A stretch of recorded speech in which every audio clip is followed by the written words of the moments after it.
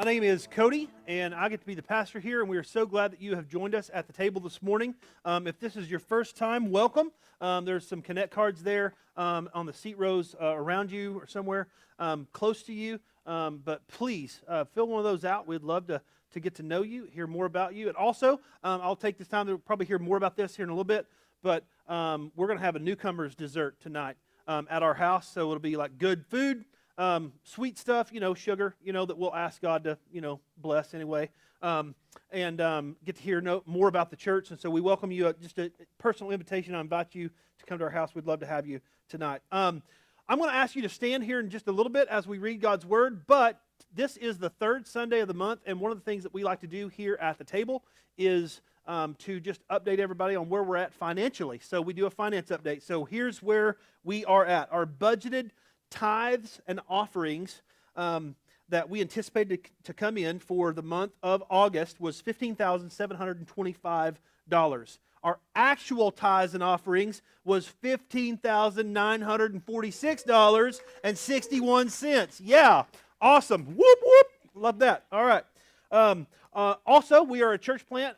We have outside support. We have an association in Oklahoma that supports us, and that support came to $2,083. So our budgeted income was $17,808, but our actual income was $18,029.61. And our actual expenses, this is the good news, our actual expenses were only $14,976. So the thing that gets you as a pastor, as a leader, like excited about this, like you look at what our actual money was, our actual money that we brought in without the outside support, and then you look at like the actual expenses, like we paid our own bills. We were like a full-grown church.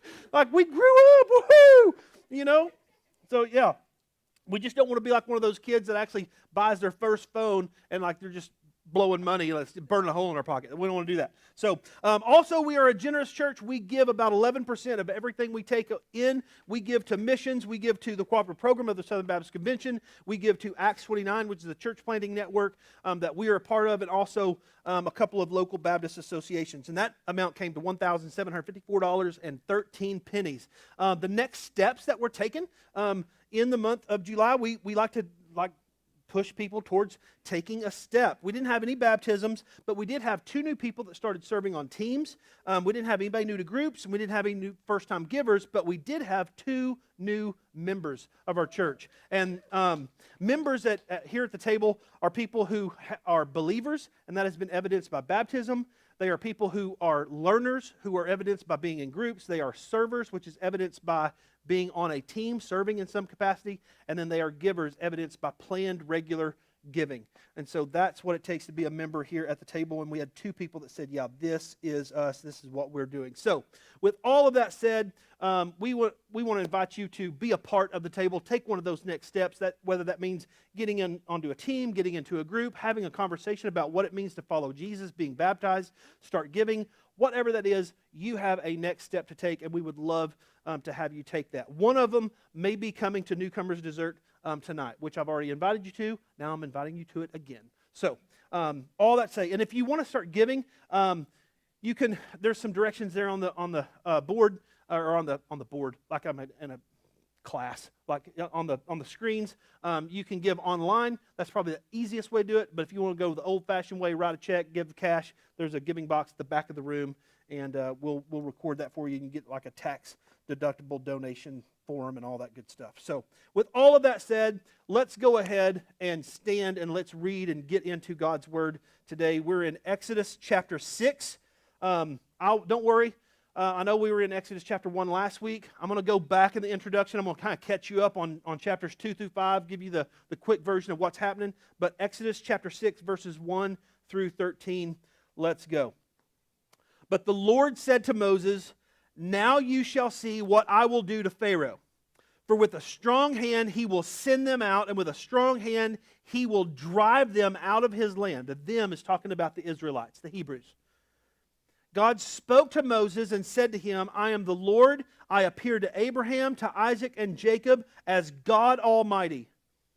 But by my name, the Lord, I did not make myself known to them. I also established my covenant with them to give them the land of Canaan, the land in which they lived as sojourners.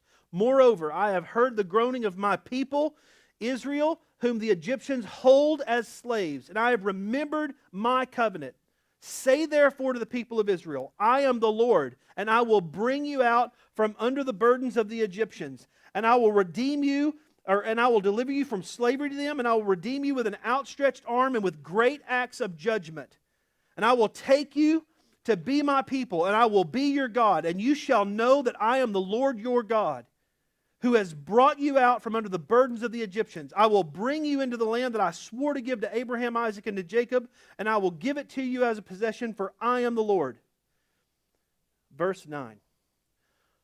Moses spoke thus to the people of Israel, but they did not listen to Moses because of their broken spirit and harsh slavery.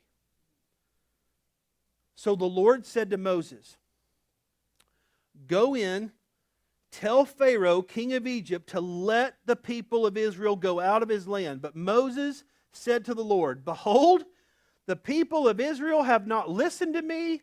How then shall Pharaoh listen to me? For I am of uncircumcised lips. But the Lord spoke to Moses and Aaron and gave them a charge about the people of Israel and about Pharaoh, king of Egypt, to bring the people of Israel out of the land of Egypt. Let's pray. Lord God, I pray that you would speak through your word today. God, I pray that people would hear it better than I preach it. I pray that you would do something by your Spirit in our hearts, that you would embolden us, and that you would give us this kind of faith that Moses had that just goes in and grabs hold of you and doesn't let go.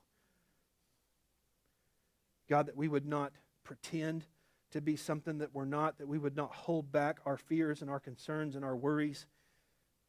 But God, we would bring all of that before you.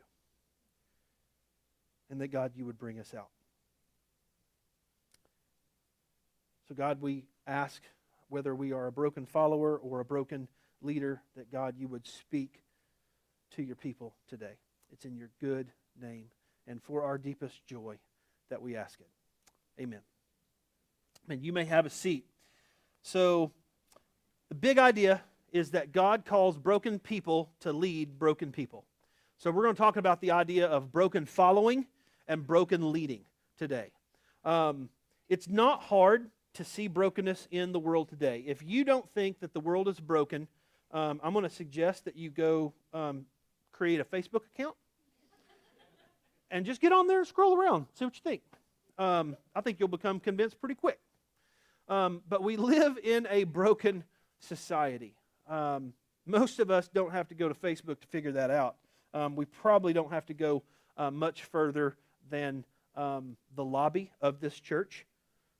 Now that says, well, what do you mean by that? Are you saying that this church is broken? Yes, we are. It's one of our values. We value brokenness. Now, I realize that's a weird thing. Like, what do you mean you value it? Basically, what we value is the honesty about brokenness. We don't value this churchianity where you put on a face and pretend that everything's okay, because we all know it's not.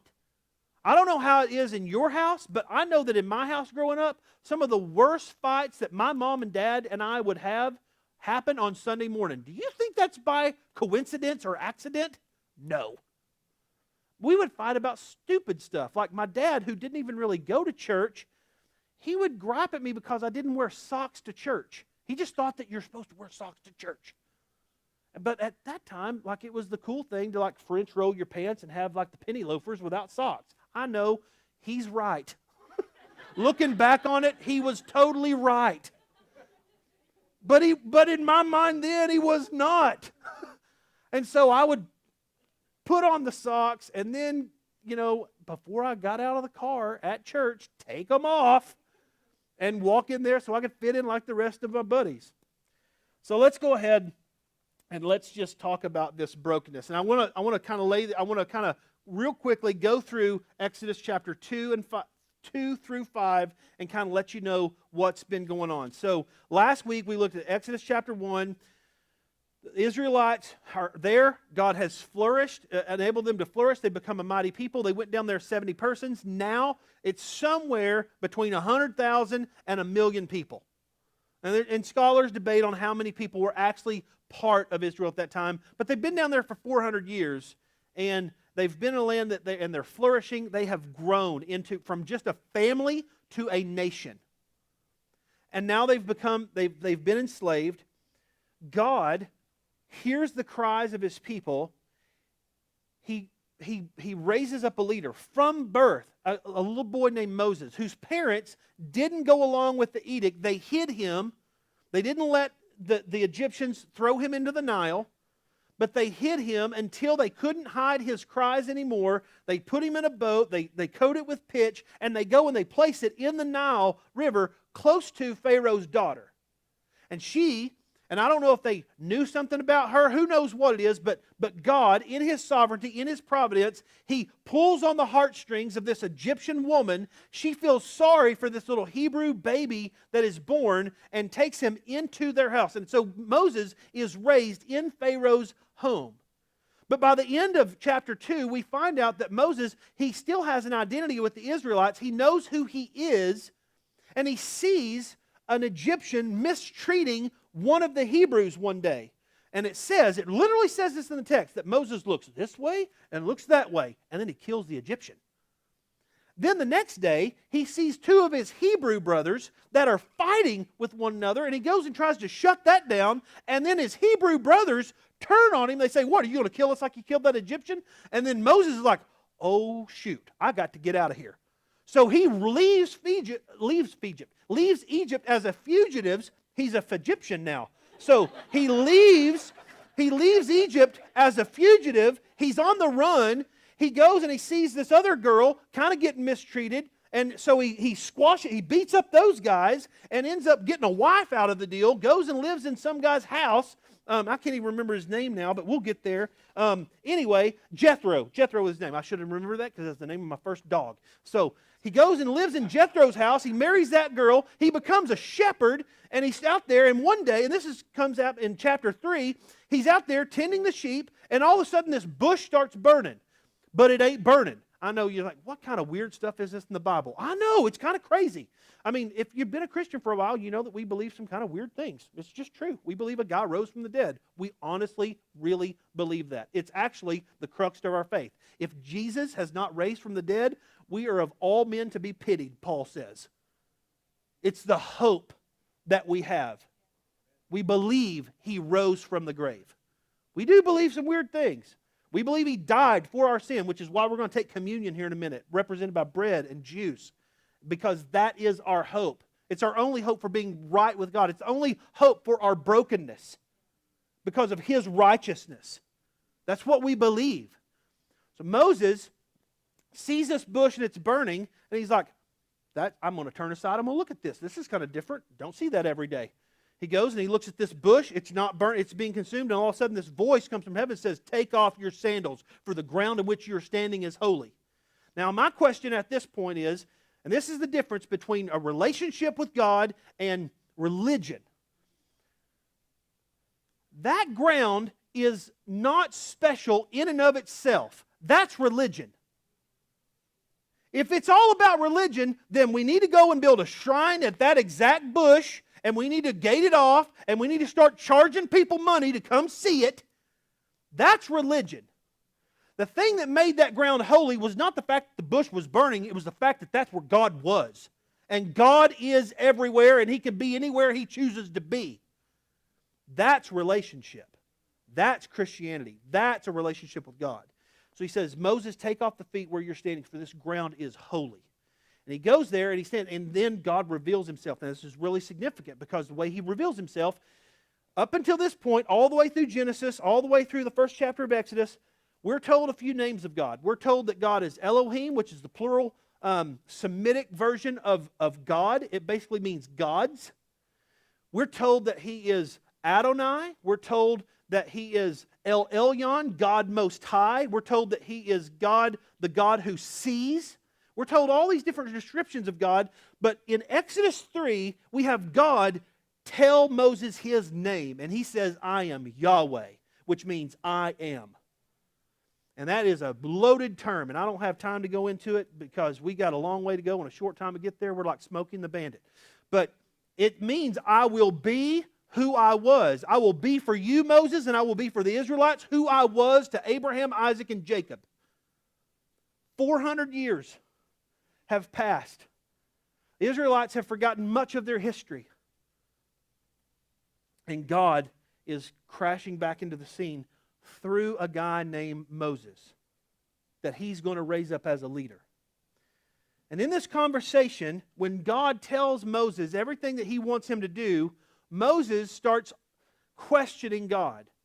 He starts asking him, he goes, well, who shall I say is sending? Pharaoh doesn't recognize the gods of the Israelites. He's got his own gods that he's following. He don't recognize us. Tell him I am sent you.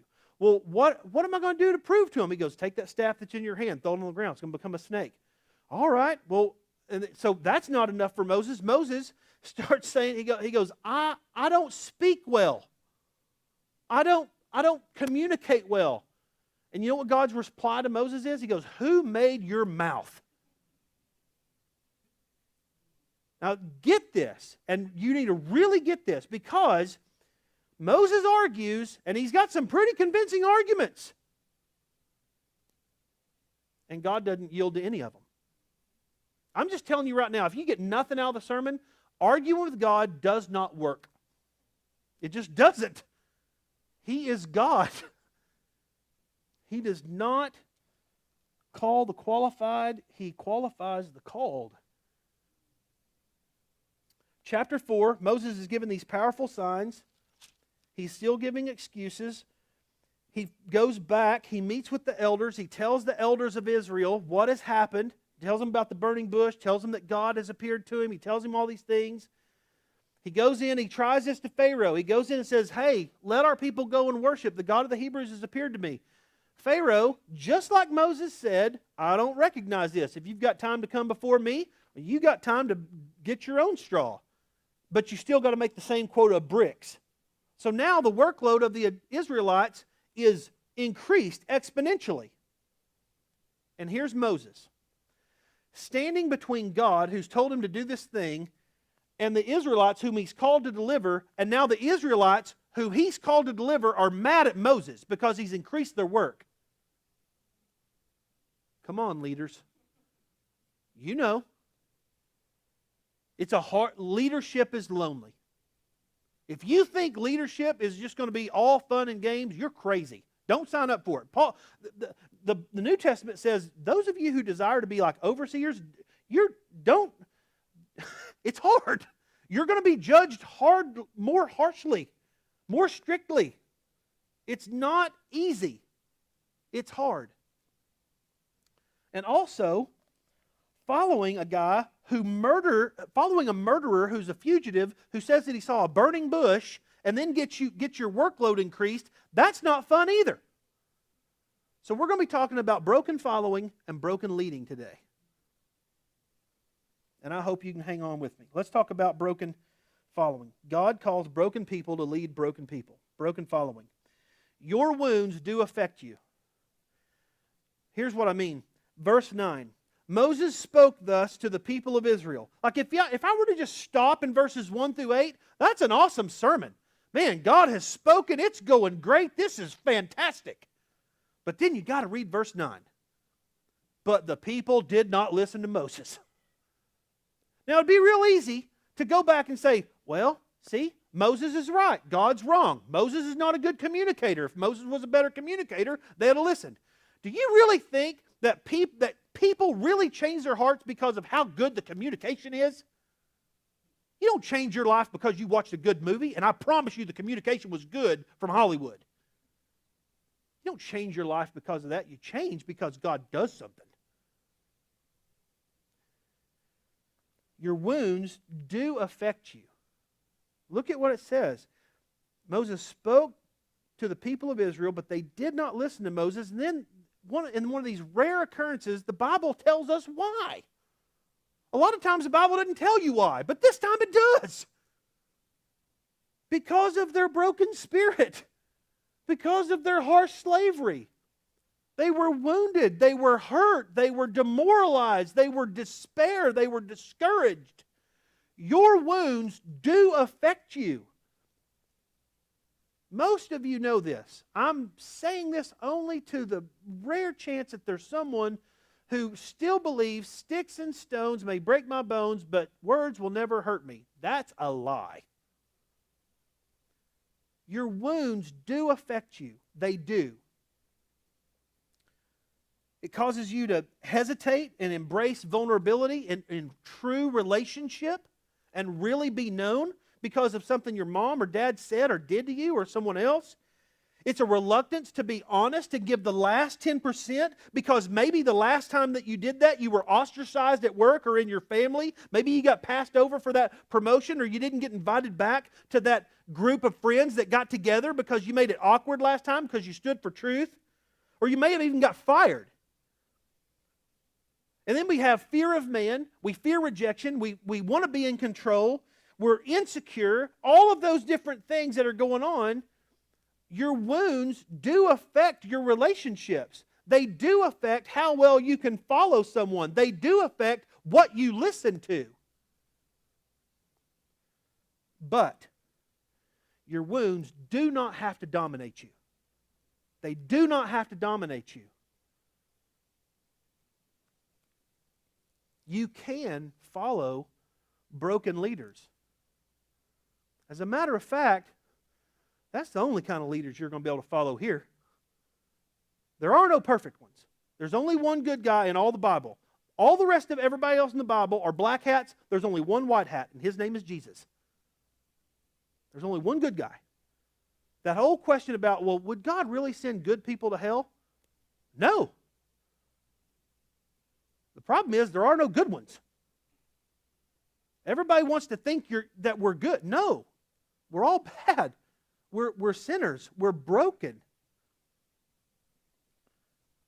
You can follow broken leaders. Matter of fact, that's the only kind of leaders you can follow, humanly speaking, here and now.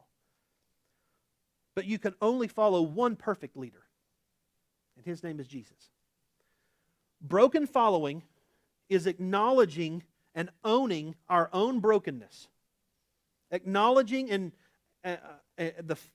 forbearing the brokenness of our leaders, to not place on our leaders more expectations than we should. The second you put that leader up there on a pedestal and you start thinking of him as God, you will be let down. This is what happens every time. This is what happens with parents and kids. There will come a day where your kid will recognize that you are not God. And it's glorious and also heartbreaking. But it's not just acknowledging and owning our own brokenness and acknowledging and forbearing the brokenness of our leaders, but it's also hoping in and praying to our God who patiently and gently binds up the broken. This is what He's doing with Israel. He is binding them up, and He's sent them a leader to do it. A broken leader, an insecure leader, a leader who doesn't have what it takes to get this job done. And He's doing this. So let's move on to broken leading. Broken leading. Moses had flaws. And so do you. So do I. Your HR department would not let you hire Moses. I mean, think about that. Think about your boss at work, and you want to go to them and say, hey, I got this recommendation. I want us to hire this guy named Moses. Tell me about him. He murdered a guy. Red flag number one. Did he ever, confess and go on up to that? No, he's a fugitive. What's his address? Sheep. Hangs out with sheep. They kind of move around. What's his experience? He saw a bush that was burning, but it didn't burn up once. God spoke to him. Can we see this God? No. You would not hire Moses. And beyond all that, beyond him being a murderer and a fugitive, he knew that he couldn't speak well. He was insecure about it. He was self-conscious about it. He talks about this in chapter 4, verse 10. He mentions it in chapter 6, verse 12, which is in our text today. And he's going to mention it again in chapter 6, verse 30. It's like he's plagued. He says, I'm a man of uncircumcised lips. I don't speak well. God, you're calling me to speak to Pharaoh. You're calling me to speak to the elders. God, I don't talk well. What are you doing? You wouldn't hire Moses. Broken leading is acknowledging and owning your own weaknesses and deficiencies. And then patiently and gently leading broken team members and going to God about all of it. If you're a leader, and you can apply this whether or not you're a Christian or not, this is just some good advice. If you're a leader, be honest about your weaknesses. I'm going to give you some advice that will be gold for you if you don't know it. Your team already know your weaknesses. And if you're pretending that you don't have them, you're just looking silly.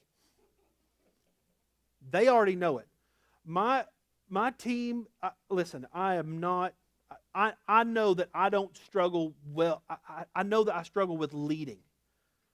I don't lead as well. I'm much more pastoral in nature, and I have a hard time holding people accountable. I don't like being the bad guy. I'd rather be the good guy. I want to represent them before God instead of representing God to them. I'm not as good at it. I know that about myself. So, in one of the elders that I've picked to train is a guy named Dan. He's taught our Genesis class. Dan is a natural leader. He's good at it. He didn't know he was going to be in the notes today, but he's in there. Now, why did I do that? Because I need to get people that round out my weaknesses. I can't spend all my time. Do I need to get better as a leader? Yes, I do. But I can't spend so much time on that I ignored the thing that God has gifted me at. So hire to your weakness. Don't try to be someone that you're not. Get better, develop, but hire to your weakness. God is big. He has created a lot of different kinds of people. Get them on your team, and don't be threatened by it. Now, it's easy for me not to be threatened by Dan because he's a pharmacist. Why would you give up being a pharmacist to go be a pastor? Right? If you're a leader, be honest about your weaknesses. Your team already knows them. Recruit, hire to your weaknesses. And then the last one, and this is the most important one, pray your guts out. Just pray your guts out. And I say that not as just a euphemism or a metaphor, but I mean really. I mean go to God and do not just this head knowledge praying to God. I mean get your guts involved in it. This is the problem that we have, especially in Reformed tradition evangelicalism. We tend to be way too heady and not gut-oriented enough. We know a lot of facts about God, but we really don't grab a hold of Him. And some of you, you know exactly what I'm talking about. And others of you, you think you know, and you're scared of it. And I get that. It's really, really comfortable to have a nice, easy head knowledge of God.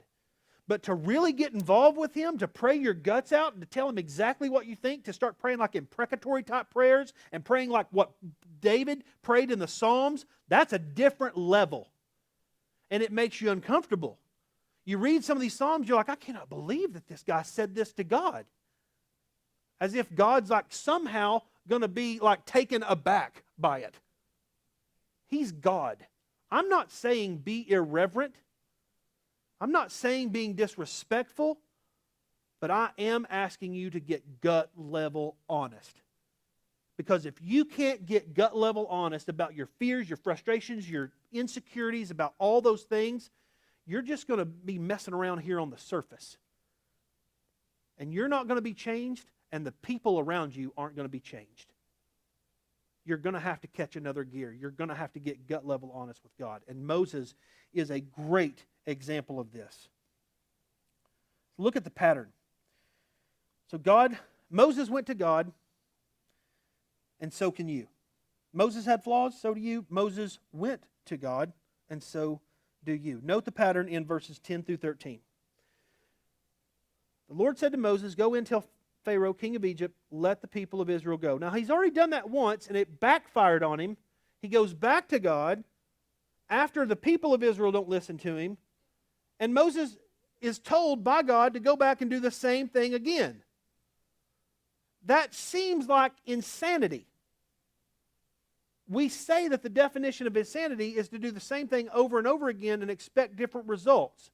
I might submit to you from Moses' perspective, it's not insanity, it's obedience. And I know that we don't like that because we're heady. But God doesn't change. And Moses said to the Lord, "Behold, the people of Israel have not listened to me. How then shall Pharaoh listen to me? For I am of uncircumcised lips." Do you see what he did? He went right back into his own insecurity. He went right back in. He was so focused on all of his deficiencies and not the sufficiency of God. Broken leading is acknowledging and owning your own weaknesses and deficiencies, but also patiently and gently leading broken team members and going to God about it. If you are a leader, like I said, be honest about your weaknesses. Go to God with them. But notice the pattern. God calls Moses and tells him to do a really hard thing. Moses doesn't think that he can. He argues with God. He focuses on his deficiencies. God doesn't change his mind. It doesn't turn out how Moses thought it would, and Moses goes back to God. It's just this back and forth. God tells him this, he goes and does it. It didn't turn out like he thought it would. He goes back to God. And therein lies the secret of Moses' leadership. He goes back to God again and again and again and again. Following broken, flawed, imperfect, insecure, self-conscious, sinful leaders like Moses and like me and like your boss and like your mom and your dad, it will take grace. It will take grace. And also, moms, dads, bosses, pastors, leaders, leading broken, flawed, imperfect, insecure, self-conscious, sinful followers of Israel and of your team will take grace. It will. Whether you're following or whether you're leading, either one of them, it's going to take grace. Following and leading is messy, it's ambiguous, it's inefficient, because it's about people, and people are messy and inefficient and ambiguous. Christian following and leading is even more so, because you throw in God and prayer into the whole mix. We see this illustrated in Matthew chapter 15, verses 21 through 28. For the longest time, I had a hard time understanding this story, and I was reading a book this last week called A Praying Life by Paul Miller. I think this is the best explanation of it I've ever seen, but I'm going to read you the text, and then I'll read what Paul Miller says about it. Here's the text, Matthew chapter 15, verse 21. "And Jesus went away from there and withdrew to the district of Tyre and Sidon." Tyre and Sidon was not Israelite country. They were not Jews. "And behold, a Canaanite woman," so she's not Jewish. "A Canaanite woman," and that was a big divide then. "A Canaanite woman from that region came out and was crying, 'Have mercy on me, O Lord, Son of David. My daughter is severely oppressed by a demon.'" And here's the verse that we really struggle with. "But he did not answer her a word." Have you ever been there? Where you've prayed to God, you've cried, you've begged, you've put your guts out to Him, and He is silent. That's a hard place to be. And we don't like a God that doesn't answer or makes us wait. We don't like that. We don't like the inefficiency of it. We don't like the fuzziness and the messiness of it. We don't like the ambiguity. We want to have everything tied up in a nice, neat little box. Notice His disciples. They are uncomfortable with it too, because notice what they say. His disciples came begging Him, saying, "Send her away, for she's crying out after us." The disciples' solution to this problem was, "Get her out of here It is messy. It's weird. It's awkward. We don't like it. And Jesus finally answers. And you think, oh, great, he's going to finally relieve the tension. Oh, he don't. Listen to what he says. I was sent only to the lost sheep of the house of Israel. First of all, there were other people, there were Gentiles that he wanted to come into the kingdom. What is Jesus doing? Is Jesus a liar?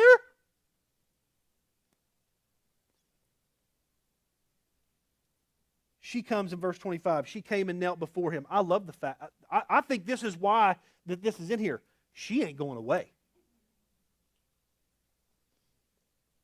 She came and knelt before him saying, Lord, help me.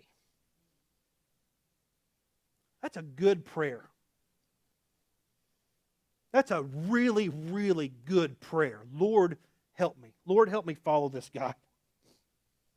Lord, help me lead this guy. And he answered. He just makes it worse. I'm telling you, Jesus just makes it worse. He is just building the tension. Listen to what he says. And he answered, it's not right to take the children's bread and throw it to the dogs. He just called this woman a dog. He just called her a dog. Listen, you're going to get punched and maybe a lawsuit if you just go around calling random women dogs today.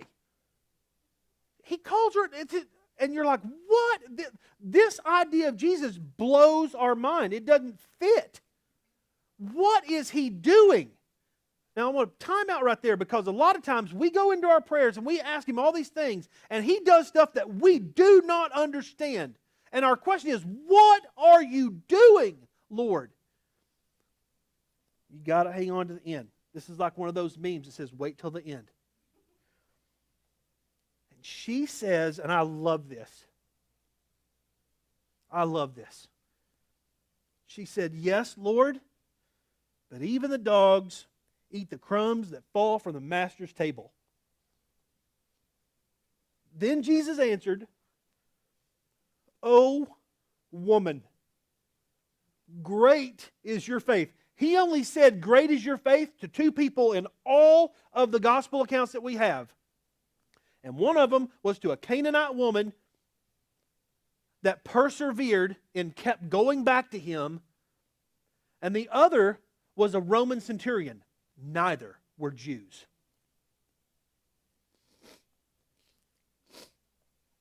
Great is your faith. Be it done for you as you desire. And her daughter was healed instantly. Now here's what Paul Miller says about this. This is gold.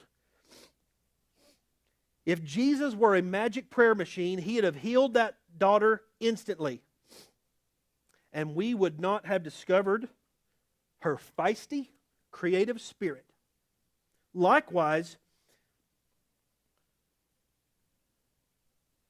Jesus' ambiguity with us creates the space not only for him to emerge, but us as well.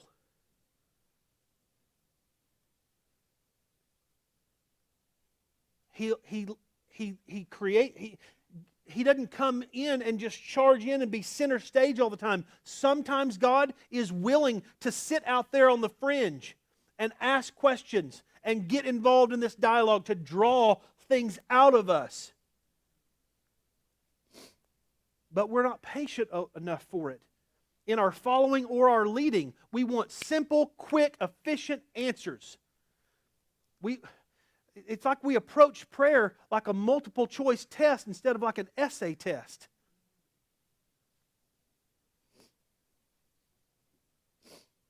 If the miracle, here's what Paul Miller goes on. He says, if the miracle comes too quickly, there's no room for discovery for relationship. Now, some of y'all, because we're a small enough church, and I know you, and I've met you, and there are things that you have persevered for years. Whether it's singleness, whether it is besetting sins, whether it is infertility, whether it's all kinds of things. You have walked through that, and God has not answered it the way that you've asked for it. And that is a hard, hard place. I know that. I know that. I'm not saying I know completely what you're going through, but I know what it's like to wait and God not answer it the way you want it to be answered. And there is room for growth and development in that. He has not left you alone. He has not left you alone. You may feel abandoned, but He has not. He may be engaged in this dialogue with you, but I promise He will never leave you. He will never forsake you, but He will make you uncomfortable. So, if it takes grace to follow and to lead, what does that grace look like? Here's what it looks like. Matthew chapter 12, just back a couple of chapters from Matthew 15. Jesus does not break the already broken. Jesus will not break the already broken. Matthew chapter 12, verses 18 through 21, Matthew quotes from Isaiah. You have to understand the context of this. The Pharisees have plotted to kill Jesus, and they're after Him. And Matthew quotes this. He says, "Behold my servant whom I have chosen, my beloved with whom my soul is well pleased. I will put my spirit upon him, who will proclaim justice to the Gentiles. He will not quarrel or cry aloud, nor will anyone hear his voice in the streets." Though the Pharisees might plot to kill him, he would not quarrel or cry out in the streets and raise a big ruckus. What would it look like if that's what your responses were like? Instead of raising a ruckus on social media because of something that doesn't even really affect you, you didn't quarrel or cry aloud. Verse 20, "A bruised reed He will not break, a smoldering wick He will not quench." It's compassion. Jesus does not advance His ministry, His leadership with such callousness that the weak, or such callousness to the weak that He breaks the bruised reed or snuffs out the smoldering wick. He doesn't just throw people away. He restores. He binds up. He says until He brings justice to victory, in His name the Gentiles will hope. That woman, that Canaanite woman, found that out. He brings salvation to the harassed and to the helpless, to the weary and to the burdened.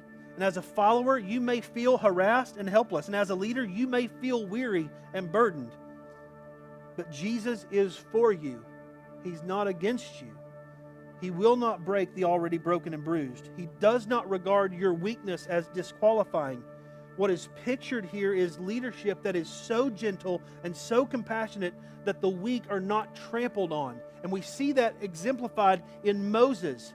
That God does not throw Moses away when Moses comes to Him with his weakness and his questions. And throughout the hard-heartedness and woundedness and hurt of the Israelites, He does not forget His covenant. He keeps after them. He delivers them. And we're going to see that in the next few weeks, that He just brings them out. So, what is our response to all this? Here at the table, we like to respond in a couple of different ways. I'm going to give you some options today. Number one, for communion. I mentioned the bread and the juice. And we do this every week. We remember the body and the blood of Christ given for us. That is where we have relationship. And so if you are a biblically baptized follower of Jesus, we invite you to come and partake. If you've been saved by Christ and you're walking with Him and you're willing to acknowledge your sin, then lay it before Him and come to the table. But we also want to invite people into a conversation. If you're not a Christian yet, then we invite you to sit communion out. Communion's not going to make you a Christian. You say, I don't really know where I stand with Christ. I don't know where I'm at. I just want to invite you to a conversation. You can catch me out there in the lobby, or you can fill out one of those cards and let's set up coffee sometime and we'll talk about it this week. Just go to the info table, fill it out. You say, well, I'm a Christian, but I really have some more questions about what you're going on. Again, conversation. Let's get coffee this week. Let's talk. And then this last one is for all of us. It's for congregational singing. So communion, conversation, and congregational singing. Sing with us. You say, I don't sing well. I'm too broken. I can't choke out the words. That's fine. Let us sing over you.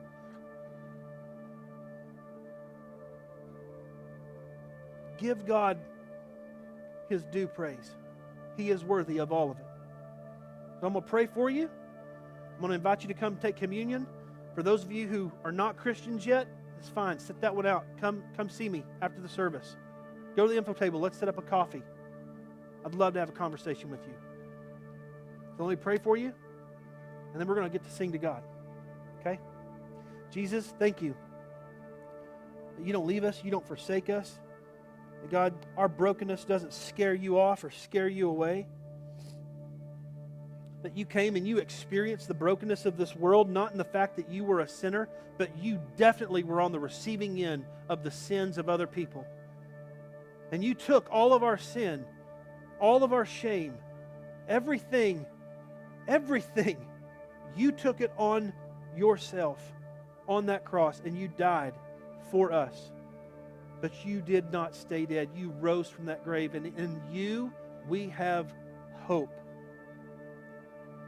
God, I pray that you would save some of our friends today, some that have been holding back for a long time. Lord, I pray that today they'd have the courage to say, Jesus, I trust you. I put my faith in you.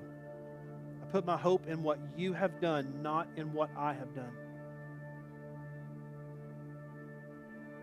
God, thank you for this day. Thank you for your word. And we ask that we would sing. That we would sing to you the praise that is due your name for all that you've done. It's in your good name that we pray. Amen.